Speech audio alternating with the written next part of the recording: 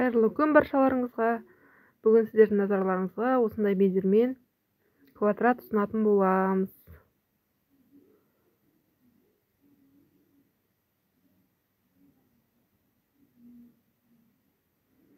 Дайын болсаңыздар, тоқымамызды бастайық. Осылай қолымызға жібімізді орап, 3 ilмегімізді іліп аламыз. Және де осындай 4 орам жасайтын боламыз. Немесе шалма, 4 шалма деп айтсам да болады. Осылай 4 шалмамызды жасап алдық. Осылай 2 рет ilмек жасаймыз. Және тағы да осындай шалмалармен осындай қалың бір үлкен баған жасап аламыз.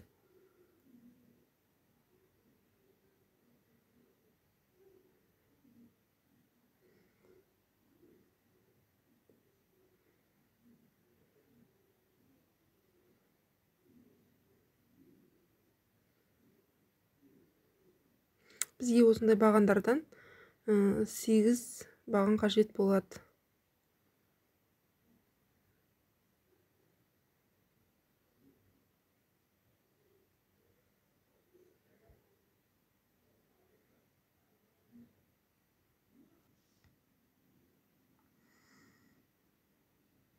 Міне 8 бағанымыз дайын.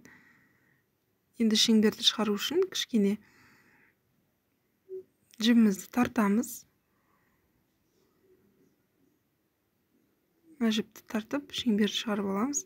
Енді жібімізді түйіндейміз.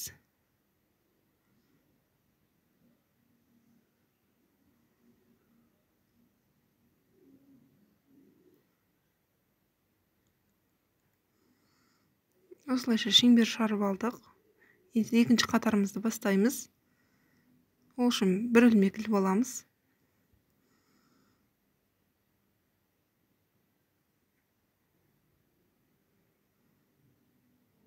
Енді бір осындай ұзын ilмекпен екінші қатарымызды бастайтын боламыз. Осындай 4 шалмамен бір үлкен баған жасаймыз.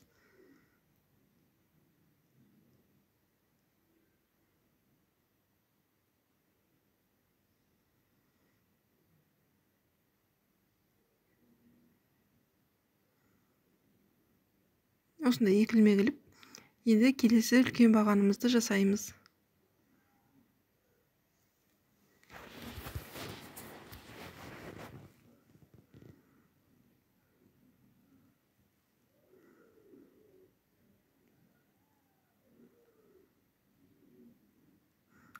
Төрт шалмамыз жасап алдық.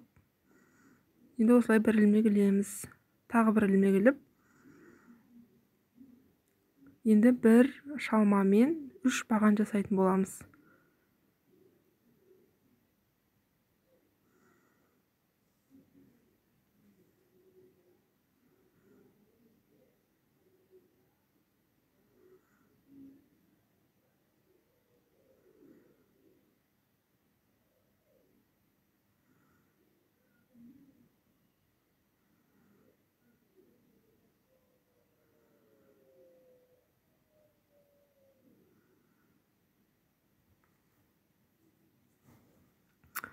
Үш баған дайындадық. Енді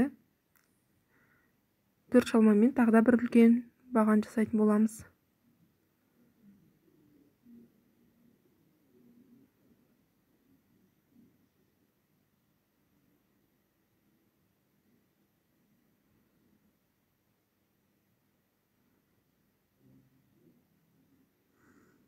Бірінші үлкен бағанымыз дайын. Енді екінші үлкен баған жасаймыз. Бұл бізде бедер болып түседі.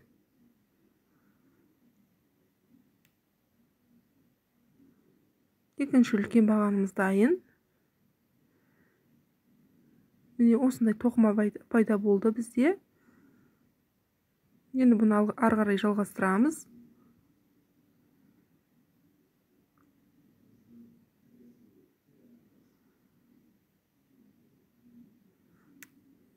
Міне бізде осындай квадрат пайда болды. Енді жібіміздің ұшын түйіндеп, 3-ші қатарымызды тоқимыз.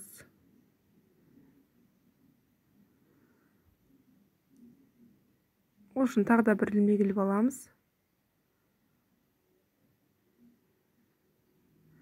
Осындай ұзын ілмекпен 4 шалмамызды жасап, үлкен бағанымызды жасап аламыз.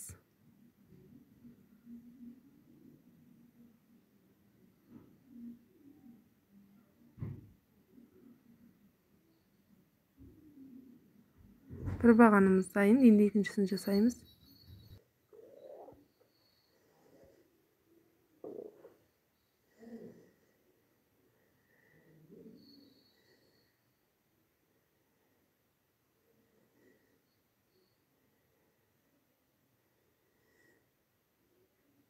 Екінші бағанымыз да дайын.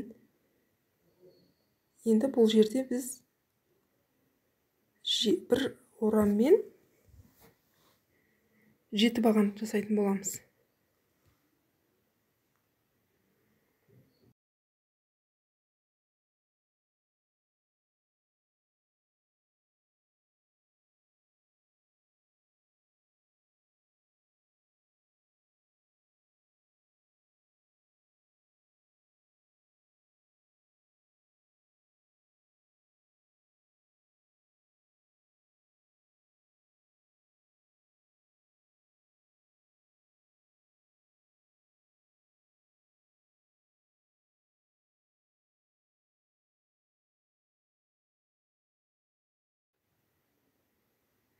Жеті бағанымызды жасап алдық. Енді 4 шалмамен үлкен бағанымызды жасаймыз.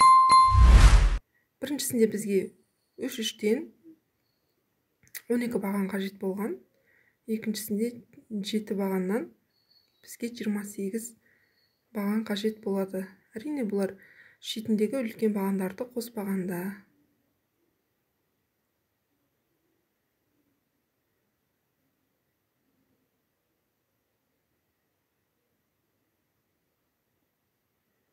Үлкен бағанымыз да дайын. Міне бізде осындай тоқыма пайда болды.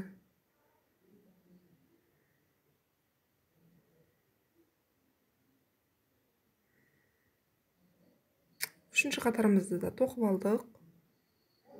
Енді жібімізді түйіндейміз.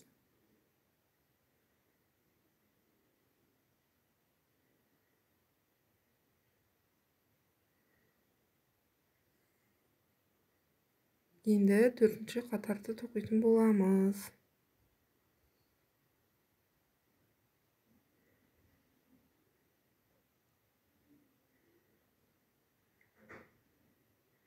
Тағы да осындай үлкен бағандармен бастаймыз тоқымамызды.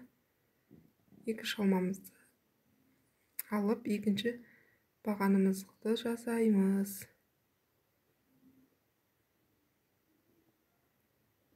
Екінші бағанымыз да дайын. Енді бұл жерде бізге 11 баған қажет болады. 11-11-ден 44 баған жасау керекпіз. Бір бетінде 11, 4 бетінде 44 баған.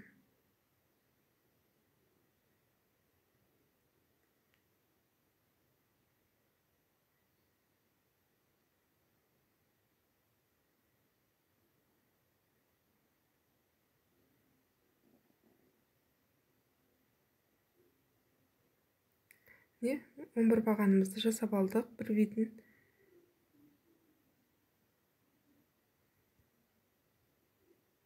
Екінші бетінде жасап алдық осылай.